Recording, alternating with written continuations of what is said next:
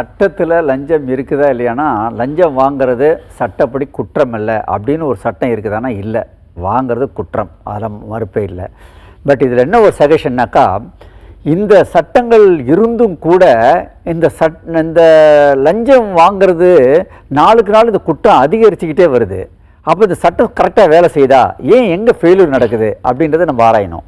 அதில் ஒரு சின்ன விஷயம் சொல்கிறேன். நான் சொல்கிறது மாதிரி லஞ்சம் கொடுக்குறவங்களும் குற்றவாளி தான், வாங்குறவங்களும் குற்றவாளி தான். இதில் ஒரு சின்ன ஒரு விஷயம் என்னுடைய எக்ஸ்பீரியன்ஸில் சொல்கிறேன். சப்போஸ் நாளைக்கே ஒரு அமெண்ட்மெண்ட் கொண்டு வராங்க, ஐயா லஞ்சம் வாங்குறவங்க மட்டும்தான் குற்றவாளி, கொடுக்குறவங்க குற்றவாளி ஆக்கப்பட மாட்டார்கள்னு சப்போஸ் மாற்றிட்டிங்கன்னு வச்சிங்களேன். அப்போது நான் ஒரு அதிகாரிகிட்ட போகிறேன், லஞ்சம் கொடுக்குறேன், ஒரு வேலை நடக்கும்னு சொல்லிட்டு, ஆனால் அவன் செய்யலை. அப்போ என்ன, நான் பாதிக்கப்படுறேன். நான் கொடுக்குறவன் குற்றவாளி இல்லை அப்படின்னு சொல்லி சட்டம் போட்டிங்கன்னா தைரியம் போய் கம்ப்ளைண்ட் கொடுப்பேன்.